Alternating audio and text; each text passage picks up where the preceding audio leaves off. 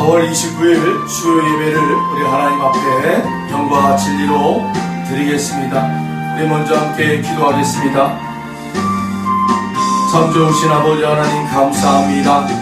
하나님의 은혜 가운데 아버지 저희들을 붙잡아 주시고 오늘의 이 삶을 살아낼 수 있도록 은혜를 부어주심을 감사합니다. 그 하나님의 성령의 충만하신 은혜 가운데 오늘도 그 하나님 앞에 나와 영과 진리로 예배할 수 있도록 인도하여 주심을 감사드립니다. 오늘 이 3일 예배를 통하여서 우리에게 주시고자 하는 귀한 말씀을 또한 받고자 하오니 아버지 하나님, 우리의 이 시간 성령의 충만하신 가운데 주님의 말씀을 받게 하여 주시옵소서. 감사드리며 예수님의 이름으로 기도하옵나이다. 아멘. 우리 다같이 사도신경으로 신앙고백 드리겠습니다.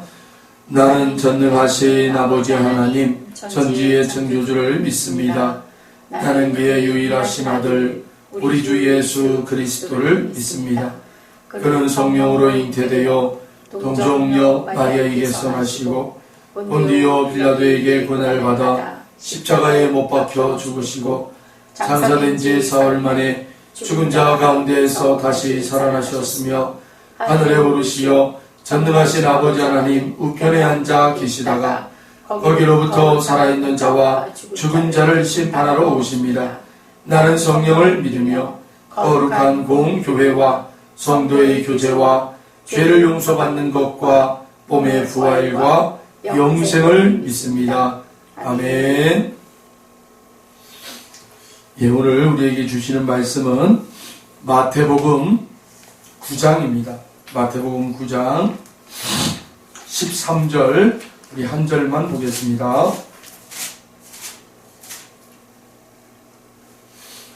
마태복음 9장 13절 다 찾으신 줄로 알고 우리 함께 읽겠습니다. 너희는 가서 내가 긍휼을 원하고 제사를 원하지 아니하노라 하신 뜻이 무엇인지 배우라. 나는 의인을 부르러 온 것이 아니요 죄인을 부르러 왔노라 하시니라. 아멘. 긍휼을 원하시는 주님의 뜻이라는 제목 가지고 함께 말씀을 나누고자 합니다. 이 세상의 모든 사람들은 자신이 죄인임을 인정하고 자신의 힘으로는 의인이 될 수 없음을 깨닫고 주님 앞으로 나아갈 때 이 구속의 사역을 감당할 수 있습니다. 그래서 주님께서는 주님 앞으로 나오는 자들에게 긍휼을 원하시는 것입니다. 주님께서 모든 사람들을 불쌍히 여기시고 의인이 되도록 하심이 긍휼을 원하시는 이유인 것입니다. 그것이 주님의 긍휼입니다. 그 긍휼은 불쌍히 여기는 마음과 사랑하는 마음입니다. 따라서 주님께서는 형식적인 제사를 원하지는 않습니다. 즉 형식적인 예배드림을 원하시지 않는다는 것입니다. 다만 심령의 중심에 믿음을 지니고 있을 때 긍휼을 베풀어 주십니다. 로마서 11장 32절에는 하나님이 모든 사람을 순종하지 아니하는 가운데 가두어 두심은 모든 사람에게 긍휼을 베풀려 하심이로다 라고 말씀하고 있습니다. 사람의 시각으로 보는 긍휼과 주님께서 주시는 긍휼은 전혀 다릅니다. 주님의 긍휼은 주님의 생명이 있는 사랑의 세계의 영의 영역입니다. 그래서 주님으로 긍휼을 받고 난 후 예배를 드릴 때 진정한 산 예배를 드리는 것입니다. 그러므로 긍휼이 제사보다 앞서고 긍휼 없는 제사는 하나님이 원치 않으시는 것입니다. 예수님은 죄인을 부르러 오셨고 의인을 부르러 오신 것이 아닙니다. 죄 없는 사람에게는 예수님이 더 이상 필요치가 않습니다. 예수님이 구하시는 것은 상한 심령입니다. 그 상한 심령을 치유해 주시는 분이 바로 예수님이십니다. 예수님께서는 국률의 사랑으로 저와 여러분을 인도해 주십니다. 시편 51편 17절에는 하나님께서 구하시는 제사는 상한 심령이라 하나님이여 상하고 통회하는 마음을 주께서 멸시하지 아니하시리이다 라고 시편 기자는 고백하고 있습니다. 여호와는 마음이 상한 자를 가까이 하시고 중심에 통회하는 자를 구원하시는 여호와이심을 믿으시길 바랍니다. 아멘. 그러므로 우리가 예수님 앞에 나올 때마다 통회하는 마음과 상한 심령을 가지고 나와야 합니다.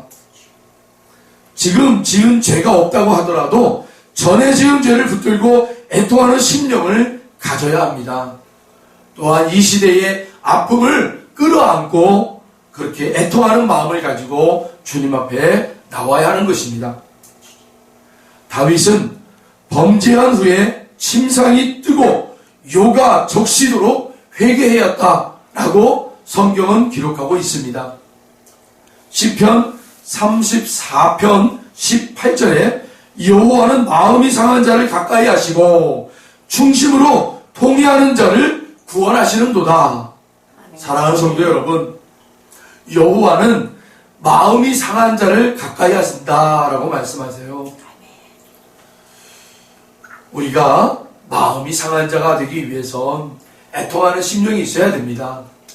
그래서 애통하는 자는 복이 있나니 하나님이 저희들을 위로할 것이다 라고 말씀하셨어요. 과거에 이미 회개하여 사함을 받았을지라도 그 죄를 다시 원통이 여기고 회개하면 영혼의 걸음이 되고 그것으로 인하여 점점 우리들은 겸손해지는 것입니다. 다시 말하면 신앙이 점점 어떻게 되는 거예요? 성숙해져 간다는 거죠. 무르익어 간다는 거예요. 과일은요, 무르익기 전에 따서 덜 익은 상태로 여러분 과일을 따 먹어보세요. 여러분 떨떠름해가지고 먹지를 못합니다. 네, 누군가에게도 여러분 마찬가지죠.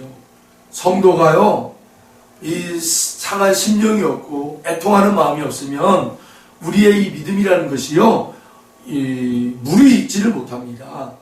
그래서 덜 익은 채로 사람들과의 관계 속에서 살다 보면 그들에게 여러분 무엇을 줘야 되는 거예요? 하늘의 기쁨과 하늘의 그 놀라운 은혜를, 사랑을 여러분 맛보게 해줘야 되는데 오히려 떨떠름을 주신다, 떨떠름을 준다라는 거예요. 우리의 덜 익은 믿음이 저들에게 떨떠름을 주는 거예요. 여러분, 우리가 그렇게 해서는 하나님이 원하시고 기뻐하시는 자녀들로서 부름받은 자리에서 여러분 우리가 저들 속에서 그 하나님의 나라를 도래하며 그렇게 하나님의 나라를 여러분 인치며 살아갈 수가 없는 것입니다. 우리가 하나님의 그러한 사람으로서 그 하나님의 나라의 여러분 신령한 목표를 가지고 여러분 이 세상 속에서 하나님이 여러분 보내신 자리에서 정말 무르익은 그러한 과실이 되어서 누구든 저와 여러분과 관계 맺는 사람들이 여러분 우리들의 삶을 보고 또 우리의 말을 듣고 우리의 행실을 바라보면서 맛있게 여러분 그렇게 하늘의 실과를 먹듯이 여러분 먹어내야 돼요. 그들에게 그런 단맛을 줄 수 있는, 기쁨을 줄 수 있는 성도들이 되셔야 됩니다. 그러기 위해서 우리가 여러분 회개했다, 그래서 그거 끝났다, 그런 게 아니라 통회하는 마음을 가지고 하나님 앞에 계속 그것을 가지고 통회하라는 거죠. 애통하라는 거죠. 아멘. 그러면 그것이 우리를 여러분 어떻게 한다고요? 성숙되게 한다는 거예요. 아멘. 아멘. 죄를 회개하고 상한 심령이 되지 못하면 하나님의 공고가 떠나고 마귀에게 내어준 바 되는 것입니다. 마귀에게 내어준 바가 되면 여러분 생명의 조각을 낡은 옷에 붙이는 사람이 되는 것이에요. 그래서 주님께서 마태복음 9장 16절에 생명의 조각을 낡은 옷에 붙이는 자가 없나니 이는 기운 것이 그 옷을 당기어 헤어짐이 더하게 됩니다. 라고 우리 주님이 말씀해 주셨어요. 생배의 조각을 낡은 옷에 붙여보라. 낡은 옷이 되어버린다라는 뜻이죠. 마귀에 붙잡히면 옛사람의 성정으로 돌아가게 된다라는 거예요. 헛옷에 기운 것이 그 옷을 당기어 헤어짐이 더욱 심하게 되는 것입니다. 그래서 여러분, 한 사람이 집안을 깨끗이 청소했어요. 쫓아내서 깨끗이 마음을 깨끗이 정리정돈해서 깨끗이 했단 말이에요. 그런데 이 쫓아난 귀신이 자기가 들어가야 되는데 못 들어가니까 어떻게 해요? 다시 들어오고자 싶어서 다른 7 귀신들을 데리고 들어온다라는 거잖아요. 여러분, 우리가요 계속해서 구원받았다는 그 감격 속에서 기쁘다, 거기에 머물러 있으면 안 된다라는 거예요. 어떻게 해야 된다라는 거예요? 계속해서 믿음의 정진이 우리 안에 일어나야 한다라는 거예요. 성숙함이 일어나야 한다라는 거예요. 예수 그리스도의 성령 하나님을 모시고 그분을 통해서 계속해서 우리의 마음을 여러분 다지셔야 된다라는 거예요. 아멘.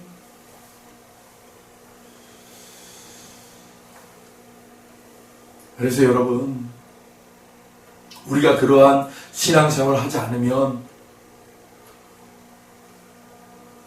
믿음의 삶에서 과거로 돌아가면 옛사람의 성정보다 더 악하게 되고 더 심한 악취가 나는 죄악의 구렁텅이로 빠지게 되는 것입니다. 우리는 쉽사리 주변에 그런 사람들을 많이 보게 돼요. 믿음에서 떠난 사람들을 보면 옛 성정의 모습보다, 그 사람이 믿음 갖기 전에 그 옛사람의 모습보다 더 안 좋은 모습으로 가더라는 거예요. 새 포도주를 낡은 가죽 부대에 넣지 아니한다고 하였잖아요. 새 포도주를 낡은 가죽 부대에 넣으면 새 포도주가 팽창할 때 낡은 부대가 터져서 부대도 버리고 여러분 새 포도주도 다 버려버리는 거예요. 즉 새로운 영은 묵은 옛사람의 성전이 섞이면 안 된다라는 거예요. 하나님의 영이 임했는데 옛사람의 그 성정이 우리 이 새로운 영과 함께 머물러 있을 수 없다라는 겁니다. 그래서 예수님이 그 비유를 우리에게 들어주신 거예요. 너희들이 예수를 믿고 새롭게 거듭난 자가 되었느냐? 그러면 이제는 그 새롭게 거듭난 자는 새 포도주라는 거예요. 그 새 포도주는 새 육신의 몸으로, 새 가죽의 몸으로 넣어야 둘 다 보존된다라는 거예요. 아멘. 풍성해진다라는 거예요. 아멘. 그래서 로마서 7장 6절에 이렇게 고백하고 있어요. 이제는 우리가 얽매였던 것에 대하여 죽었으므로 율법에서 벗어났으니 이러므로 우리가 영의 새로운 것으로 섬겨일 것이요 율법 조문에 묵은 것으로 아니할 것이로다. 할렐루야. 아멘. 주님께서 긍휼을 원하시는 것은 그리스도의 자녀들이 진리의 말씀 안에 거하시기를 바라시기 때문입니다. 그러므로 중생한 영은 말씀과 성령의 인도함을 받아가야 합니다. 아멘. 그럴 때 생명의 역사가 저와 여러분 가운데 더 풍성하게 나타나게 되고 성장하게 되는 것입니다. 사랑하는 성도 여러분, 오늘 본문에 마태복음 9장 13절을 다시 한번 읽어보겠습니다. 너희는 가서 내가 긍휼을 원하고 제사를 원하지 아니하노라 하신 뜻이 무엇인지 배우라. 나는 의인을 부르러 온 것이 아니요 죄인을 부르러 왔노라 하시니라. 아멘. 여러분, 우리 주님께서 나는 제사를 원하지 않고 긍휼을 원한다. 그리고 뭐라고 그랬어요? 너희들은 내가 그렇게 원하는 것이 무엇인지를 배우라 했단 말이에요. 배우라. 여러분, 사랑하는 성도 여러분, 말씀 앞에 나오십시오. 아멘. 그 말씀 안에서 우리 주님이 원하시는 것이 무엇인지를 여러분 날마다 묵상하시길 바랍니다. 아멘. 여러분, 예수님 앞에 우리가 형식적으로 드려지는 예배, 그러한 것이 결코 우리에게 유익하지 않는다라는 거예요. 아무리 그것을 100번 드려도요, 주님이요, 단 한 번의 제사, 국률의 제사, 그렇게 국률의 마음을 가지고 상한 심령을 가지고 주님 앞에 나오는 그 한 사람이 여러분 100번 여러분 그렇게 형식적으로 드리는 제사보다 낫다라는 겁니다. 사랑하는 성도 여러분, 우리 주님은 의인을 부르러 온 것이 아니에요. 죄인을 부르러 오셨어요. 아멘. 내가 죄인입니다, 주님. 아멘. 주님을 떠나서는 나는 한시도 의인으로 살 수가 없는 죄인입니다. 이 고백이 있는 자, 그리고 그 고백을 가지고 주님 앞에 나오는 자, 그러한 자들을 오늘 찾으십니다. 부르십니다. 그들이 그 긍휼의 그 주님이 우리에게 긍휼을 베풀어 주셔서 우리의 상한 심령을 치료해 주실 것입니다. 그런 놀라운 은혜가 저와 여러분에게 임하기를 축복합니다. 아멘. 기도하겠습니다. 하나님, 우리 주님께서 긍휼을 원하신다고 말씀하셨습니다. 제사가 아닌 상한 심령을 가지고 나오는 자들을 우리 주님이 기뻐하신다고 말씀하셨습니다. 애통하는 심령이 복되다고 하셨습니다. 아멘. 주님, 저희들 한 사람 한 사람이 애통하는 심령을 갖게 하여 주시옵시고 상한 심령으로 주님 앞에 무릎 꿇을 수 있게 하여 주시옵소서. 아멘. 주님을 떠나서는 단 한 시간도 단 1분도 나는 의인으로 살 수가 없습니다. 아멘. 죄인일 수밖에 없는 그 상한 심령으로 나오기를 원합니다. 아멘. 주님, 저희들을 찾아와 주시고 함께하여 주시옵소서. 아멘. 그분과 함께 날마다 함께 무르익어 가기를 소원합니다. 아멘. 주여 역사하여 주시옵소서. 아멘. 감사드리며 예수님의 이름으로 기도하옵나이다. 아멘. 사랑하는 성도 여러분, 오늘 수요 예배를 통해서 저와 여러분 삶의 자리에 주님과 날마다 무르익어가는 삶이 되기를 축복합니다. 그래서 여러분의 삶이 더욱더 풍성히 열매 맺어기를 소원합니다. 아멘. 우리 주기도문 찬양을 부르시며 우리 함께 오늘 수요 예배를 마치겠습니다.